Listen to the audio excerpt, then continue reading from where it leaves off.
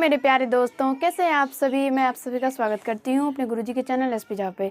और आज हम लोग करने वाले हैं प्रश्नावली 11.1 के 3 नंबर से क्वेश्चन को। तो चलिए आप लोग अपने अपने बुक में क्वेश्चन पढ़ेंगे और मैं आप लोगों को क्वेश्चन नंबर 3 से बताती हूँ।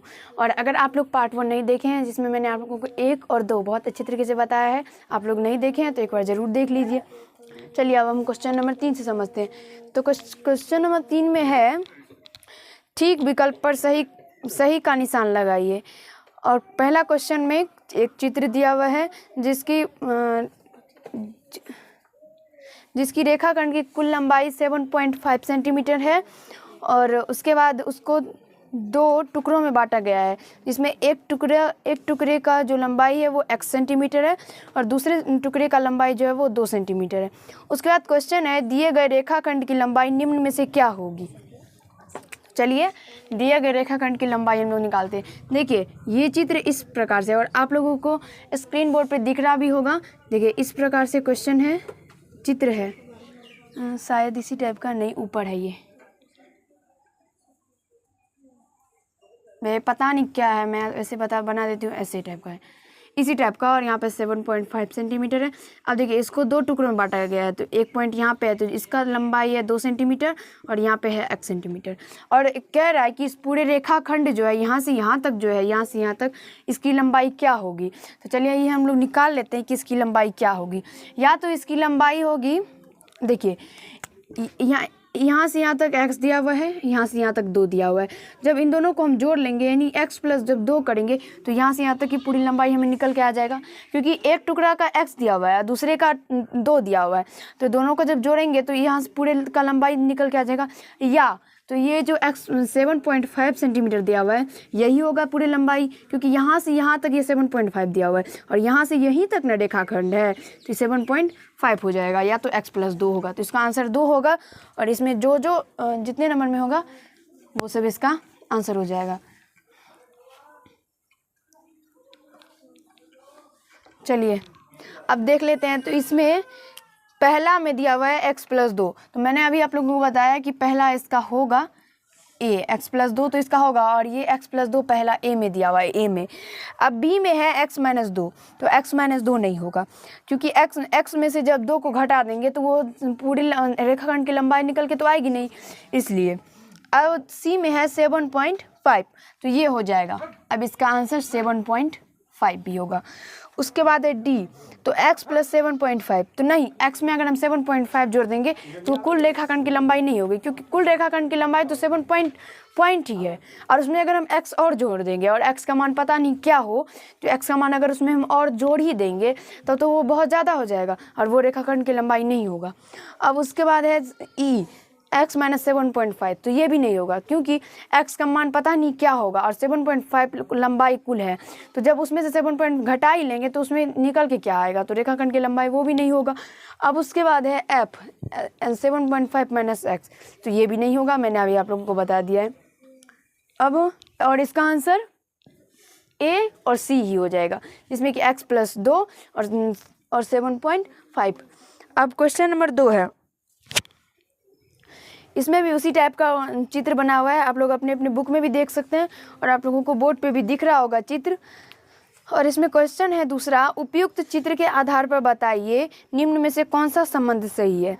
और इसमें जो है इसी टाइप का चित्र है, देखिए इसी टाइप का है, जो कि यहाँ पे कितना सेंटीमीटर है, 9। कुल जो लंबाई है 9 सेंटीमीटर दिया हुआ है, और इसको 3 पार्ट में बांटा गया है, जिसमें पहले पार्ट का 3 सेंटीमीटर है, दूसरे का y है सेंटीमीटर, और तीसरा जो है वो z सेंटीमीटर है। इतना दिया हुआ है। तो ये जो इसका कह रहा है कि कौन सा संबंध सही है, तो इसमें देखिए अगर ये हम 3, ये y और ये z, ये तीनों को जब हम जोड़ेंगे तो ये 9 के बराबर हो जाएगा, क्योंकि इस यहाँ से यहाँ तक जो दिया हुआ है वो कुल 9 सेंटीमीटर दिया हुआ है। और इसी को यानी मान लीजिए 9 सेंटीमीटर को 3 y और z, ये 3 पार्ट में बांटा गया, तो जब 3 y और z को जब हम जोड़ेंगे तो ये 9 सेंटीमीटर के बराबर हो जाएगा। आशा है कि आप लोगों को समझ में आ गया होगा। अब चलिए, तो ये संबंध इसमें कौन सा सही हो जाएगा, 3 प्लस y प्लस z बराबर 9 सेंटीमीटर, मतलब 9। तो चलिए इसमें हम लोग देख लेते हैं कि कौन सा समझ सही है। तो ए में है 3 + y - z बराबर 9, तो ये नहीं होगा क्योंकि इसमें -z है, तीनों प्लस में होगा। उसके बाद बी में है 3 + y + z बड़ा है 9 से, नहीं ये भी नहीं होगा क्योंकि 9 ही को 3 पार्ट में बांटा गया है, तो तीनों को जोड़ के बराबर में 9 होगा। अब सी में है 3 + y + z बड़ा है 9 से, नहीं ये भी नहीं होगा, ये भी रॉन्ग है। अब डी है 3 + y + z बराबर 9, तो ये डी नंबर इसका सही आंसर हो जाएगा। तो चलिए यहाँ से 2 का डी नंबर क्या है, तो 3 + y + z बराबर क्या है 9, और यही इसका आंसर हो जाएगा। और आशा है कि आप लोगों को समझ में भी आ गया होगा, कहीं से कोई दिक्कत समस्या नहीं हुआ होगा। अब क्वेश्चन नंबर 4 को समझिए। तो क्वेश्चन नंबर 4 आप लोग देख रहे होंगे बोर्ड पे और अपने अपने बुक में भी देख ही रहे होंगे। कह रहा है कि नीचे दिए गए रेखाखंडों के लिए उपयुक्त समीकरण बनाइए, और इसमें हम लोगों को समीकरण बनाना है उसी टाइप का जिस टाइप का हमने 3 का क्वेश्चन नंबर 2 किया है, उसी टाइप का है। इसमें भी सेम टू सेम क्वेश्चन है, आप लोगों को दिख रहा होगा, आप लोग देख लीजिए। अब हम लोग क्वेश्चन नंबर 4 को समझते हैं। 4 का पहला, इसमें चित्र दिया हुआ है इसी टाइप का है, और ये कुल 11 सेंटीमीटर है। उसके बाद इसको 3 पार्ट में बांटा गया है, जिसमें कि पहला का है 5 सेंटीमीटर, दूसरा का 3 सेंटीमीटर, और ये लास्ट में जो तीसरा है वो z सेंटीमीटर दिया हुआ है। तो जब 5 + 3 + z करेंगे तो बराबर में 11 हो जाएगा। और कैसे होगा मैंने अभी आप लोग को बता ही दिया है कि 11 जो सेंटीमीटर है उसी को 3 पार्ट में हम लोगों ने बांटा है क्वेश्चन में, तो इसीलिए ये x + 3 + z बराबर 11 हो जाएगा। चलिए तो यहाँ से ये क्या समीकरण निकल के आएगा, 5 + 3 + z बराबर में 11 हो जाएगा, और यही इसका समीकरण हो जाएगा, और यही इसका आंसर हो जाएगा। और आशा है कि आप लोगों को समझ में भी आ गया होगा। अब क्वेश्चन नंबर 2 को देखिए। तो क्वेश्चन नंबर 2 आप लोग अपने बोर्ड पे तो देख ही रहे होंगे और अपनी बुक में भी देख ही रहे होंगे।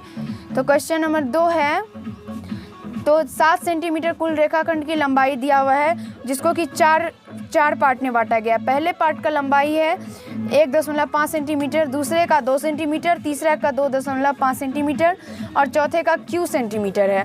तो जब हम इन चारों को जोड़ेंगे तो ये 7 सेंटीमीटर के बराबर हो जाएगा। तो 1.5 + 2 + 2.5 और प्लस Q बराबर 7, यही हो जाएगा। 1.5 + 2 + 2.5 + Q बराबर ये 7 हो जाएगा, और यही इसका आंसर हो जाएगा। और आशा है कि आप लोगों को समझ में भी आ गया होगा, कहीं से कोई दिक्कत समस्या नहीं हुआ होगा। अब क्वेश्चन नंबर 3 को पढ़िए आप लोग, और आप लोगों को स्क्रीन बोर्ड पे चित्र तो दिखाई पड़ रहा होगा। चलिए क्वेश्चन नंबर 3। क्वेश्चन नंबर 3 उसी टाइप का चित्र है, और कुल रेखाखंड की लंबाई 3s है। 35 मत समझिएगा क्योंकि ये 3s है, और उसको 3 पार्ट में बांटा गया रेखाखंड को। पहली पार्ट का लंबाई कितना है, तो s सेंटीमीटर, जो हो सेंटीमीटर फिलहाल नहीं है, s है। दूसरे का 8 है। तो चलिए ये जब हम s + 8 करेंगे तो ये 3s के बराबर हो जाएगा। कुल रेखाखंड की लंबाई s है, s + 8, s + 8 बराबर 3s, और यही इसका आंसर हो जाएगा। आशा है कि समझ में भी आ गया होगा आप लोगों को। चलिए s छोटा करके लिख लेते हैं, और आशा है आप लोगों को समझ में आ गया होगा। अब क्वेश्चन नंबर 4 को समझते हैं। आप लोगों को स्क्रीन बोर्ड पे क्वेश्चन तो दिखाई पड़ ही रहा होगा चित्र। अब चलिए क्वेश्चन नंबर 4 को समझते हैं। तो इसमें P + 13 कुल रेखाखंड की लंबाई दिया हुआ है, जिसमें कि एक रेखाखंड को 4 पार्ट में बांटा गया है, 4 नहीं 3 पार्ट में बांटा गया है। तो चलिए पहले पार्ट का लंबाई कितना है, 5, दूसरे का Q, और तीसरे का कितना दिया हुआ है, P। 5 + Q + P, और इस सब के बराबर में क्या हो जाएगा, P + 13, क्योंकि P + 13 को ही ये 3 पार्ट में बांटा गया है, और यही इसका आंसर निकल के आ जाएगा। और आशा है कि आप लोगों को समझ में भी आ गया होगा। अब क्वेश्चन नंबर 5 को समझते हैं। क्वेश्चन नंबर 5 भी इसी टाइप का है। आप लोगों को चित्र तो बोर्ड पे दिखाई पड़ रहा होगा। कुल रेखाखंड की लंबाई 52 दिया हुआ है, और एक पार्ट का जो है लंबाई A, दूसरे का A, तीसरे का 15, चौथे का B और पांचवे का B।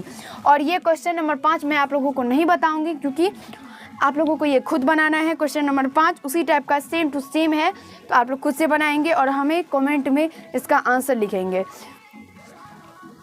और जिनको नहीं बनेगा वो भी हमें कमेंट में लिखेंगे। मैं आपको मैं फिर से बताऊंगी जिनको भी नहीं बनेगा। तो आशा है कि आप लोगों को यहाँ तक समझ में आ गया होगा, कहीं से कोई दिक्कत समस्या कठिनाई नहीं हुआ होगा। क्वेश्चन नंबर 3, 4 समझ में आ गया होगा।